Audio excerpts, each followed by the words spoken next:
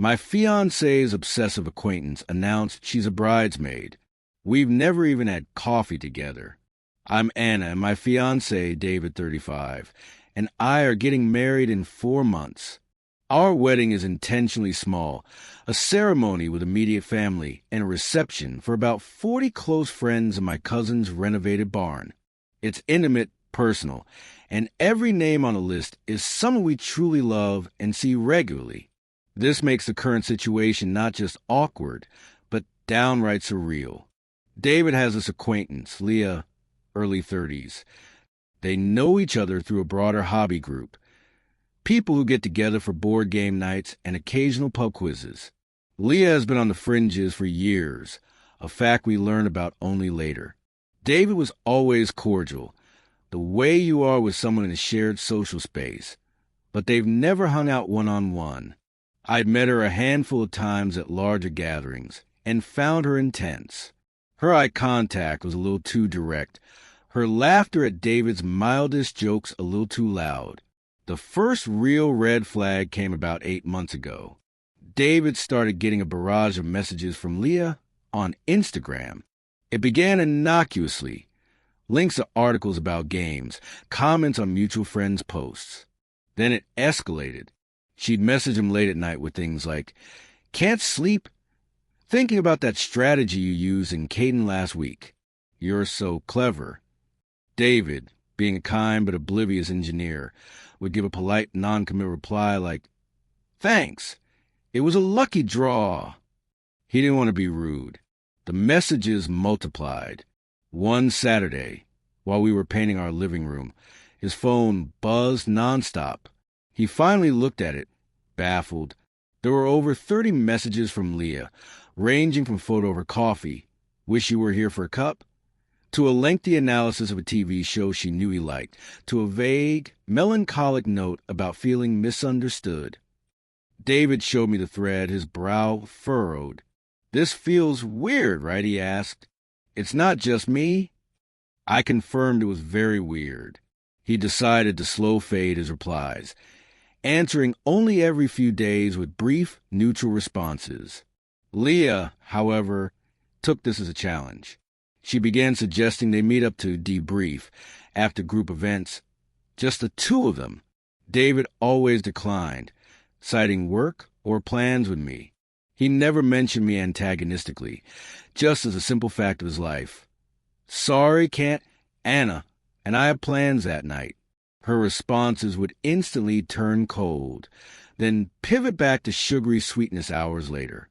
The climactic awkwardness happened at a group dinner. About 12 of us went out for pizza. Leah, who was there with her boyfriend of 2 years, Tom, deliberately took the seat next to David, leaving Tom on her other side. Throughout the meal, she kept leaning into David's space, touching his arm to emphasize points, and actively excluding me from conversations directed at him. "David, you remember that time we almost won the trivia tournament? That was our moment," she'd say, ignoring my presence completely. I watched Tom grow increasingly quiet and uncomfortable.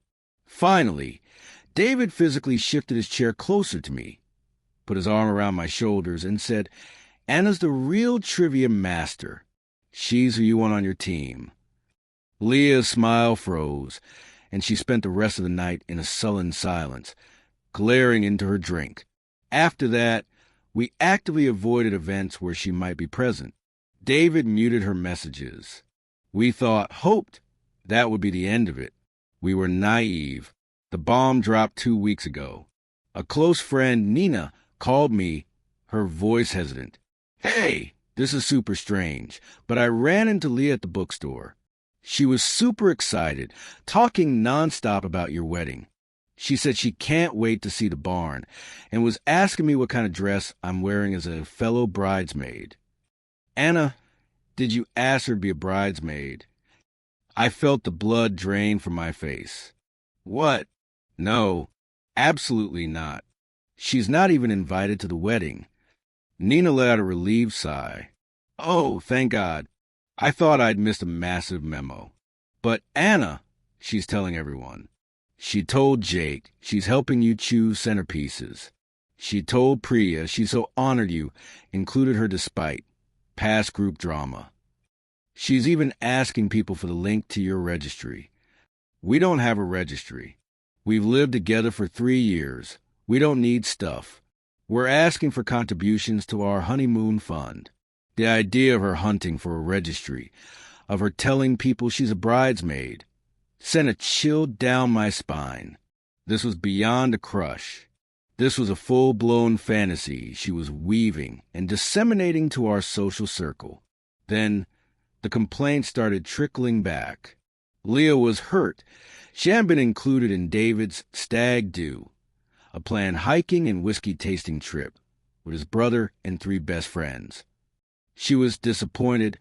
I hadn't consulted her about my bachelorette, a spa day with my mother, sister, and 2 college friends. The audacity was breathtaking. She was constructing an entire narrative of inclusion and then publicly grieving her exclusion from it, painting us as a flaky friends who'd slighted her. David was mortified and angry. She's creating drama around the most important day of our lives, he said, uncharacteristically sharp.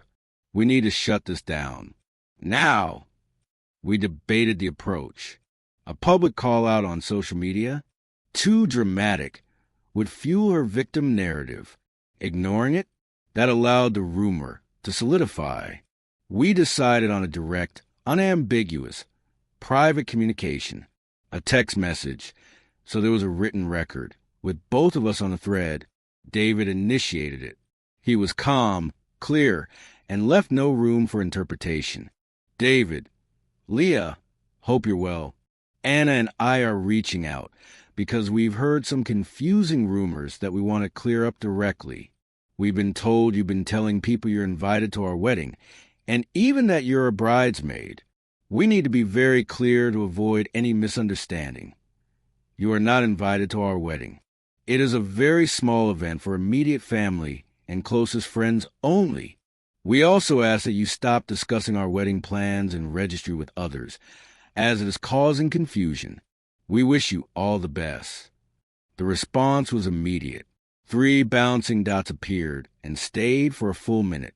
Leah, I'm shocked you listen to gossip. I would never say that. Someone is lying to you. Probably Stephanie.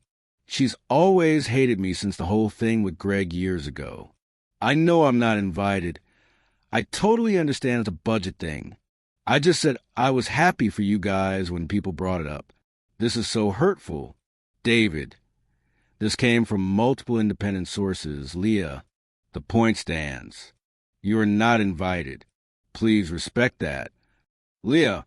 Wow. After everything? After all the support I've shown you? David. I thought we were better friends in this. Anna. Are you really this threatened by me? It's sad. I stiffened. David's jaw tightened. He typed back.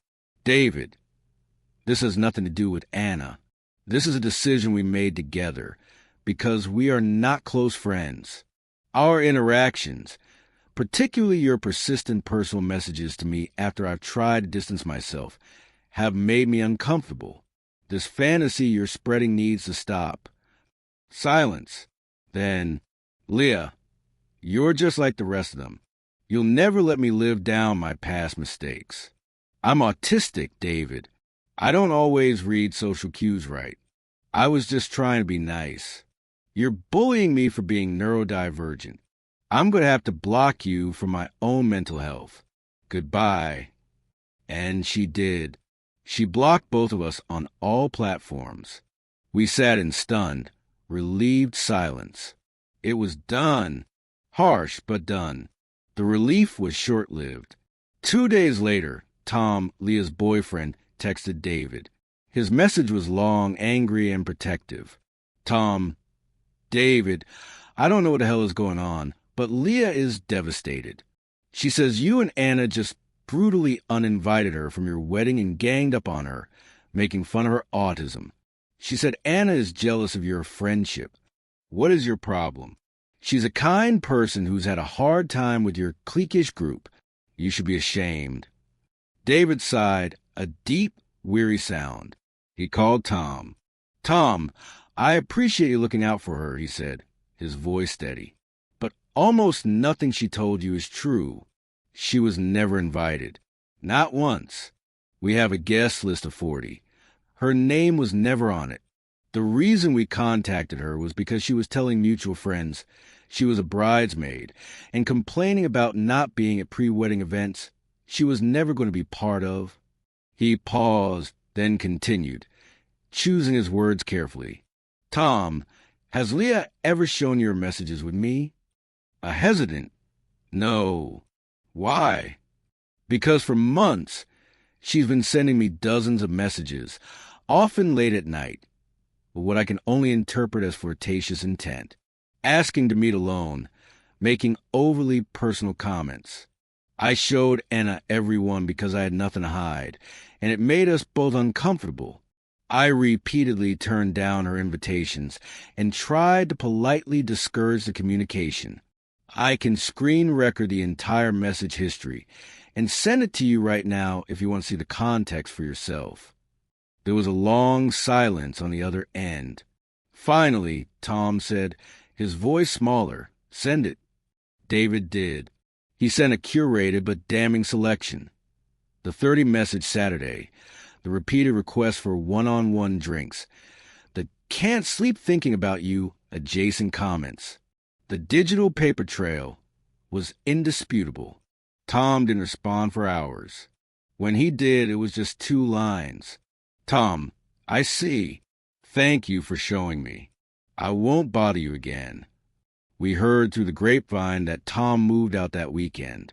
Leah's social media became a storm of vague, tragic quotes about betrayal, liars, and when people show you who they are, believe them.